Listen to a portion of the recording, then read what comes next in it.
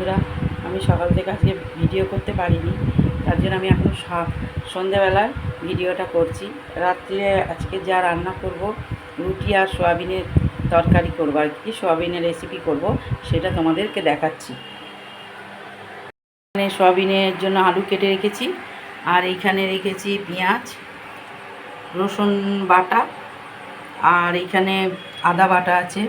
আর এই সোয়াবিনটা আমি নুন দিয়ে গরম জলে সিদ্ধ করে রেখে দিয়েছি, জলটাকে চিপে নিংড়ে রেখে দিয়েছি।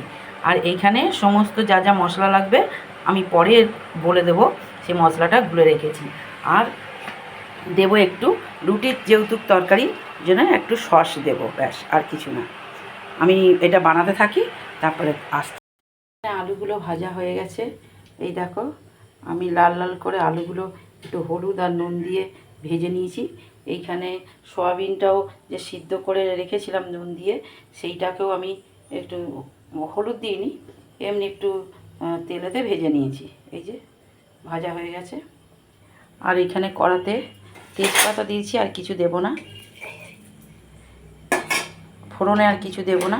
এইবার এই যে কুচো পেঁয়াজগুলো রয়েছে, এই পেঁয়াজগুলো এবার এর মধ্যে দিয়ে দেবো।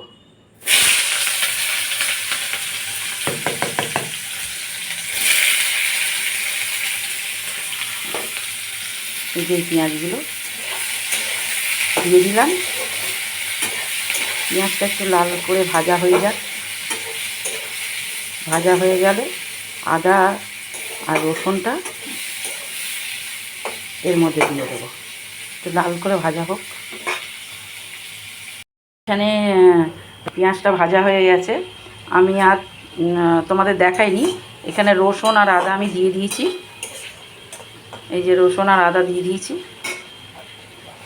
আর এইখানে আমি আগেই তোমাদের দেখিয়ে রেখেছিলাম যে এইখানে আমি মশলা সব যা যা মশলা, হলুদ 1 চামচ, জিরে আর ধনে দুটো মিক্সড করা থাকে আমার, ওইটা 1 চামচ দিয়েছি। আর শুকনো লঙ্কা তো আমি খাই না, গুঁড়ো কাঁচা লঙ্কা ওই আদার সাথে বাটা, এই যে আদার সাথে আমি বেটে রেখে দিই ফ্রিজে। আর দিয়েছি কাশ্মীরি ওই কালার যে লঙ্কাটা হয়, কাশ্মীরি চিলি পাউডারটা দিয়েছি। এবার এইটা আমি এর মধ্যে ঢেলে দেবো। আর হ্যাঁ, আমি এখনও নুন দিইনি, নুনটা আমি পরে দেবো, যেহেতু এই আলুটা আর সয়াবিনটা নুন দিয়ে ভেজেছি বা সিদ্ধও করেছি, তার জন্য আমি এখনও নুনটা দিইনি। নুনটা আমি একটুখানি চেখে দেবো, তার আগে আমি এখন নুন দেবো না, কারণ যেহেতু রুটির তরকারি, তো রুটির তরকারিতে একটু নুন বেশি হয়ে গেলে খেতে ভালোও লাগে না। আর আমি এটা কষতে থাকি। আর এইখানে আমি এই যে টমেটো সসটাও দেবো, এটা আমি পরে দিচ্ছি। আর এইখানে আমি আটা মেখে রেখে দিয়েছি, এখনও রুটি করিনি, পরে করব। আচ্ছা, আমি এটা কষতে থাকি, তারপর আবার ফিরে আসছি। সোয়াবিনটা তৈরি হয়ে গেছে, যে কষা হয়ে গেছে।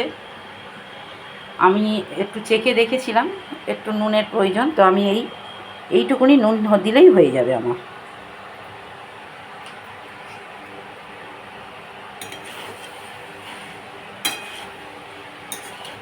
মোটামুটি এটা কষা হয়ে গেছে। আর এইটা নামাবার সময় আমি এর মধ্যে একটু গরম মশলা আর একটু ঘি দিয়ে দেবো। তবে আমার ঘিটা এখন নেই, তো তার জন্য আমি একটু বাটার দেবো। আর এখানে আমি গরম জল করে রেখেছি, এই গরম জলটা এবার এর মধ্যে ঢেলে দেবো।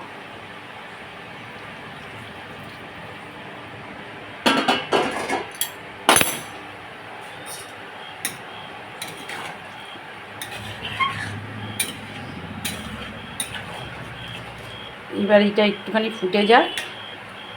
সয়াবিন তো সিদ্ধ হয়ে গেছে, আলু একটু বাকি আছে, আলুটা একটু সিদ্ধ হবে, সিদ্ধ হয়ে গেলে হয়ে যাবে। মোটামুটি একটু সিদ্ধ হয়ে গেছে, যেহেতু আমি ভালো করে তেলে ভেজেছি। এই যে সিদ্ধ, এই যে খুন্তি ঢুকে যাচ্ছে, দেখো কেটে যাচ্ছে আলুটা। তো আরেকটুখানি হোক, কারণ মশলাগুলো দিয়েছি, একটু ফুটবে, তারপর আমি বাকি জিনিসগুলো দিয়ে তোমাদের কাছে আসছি। আমার সয়াবিনের, এই যে সয়াবিনটা যে করেছি, এটা আমার হয়ে গেছে, এই যে।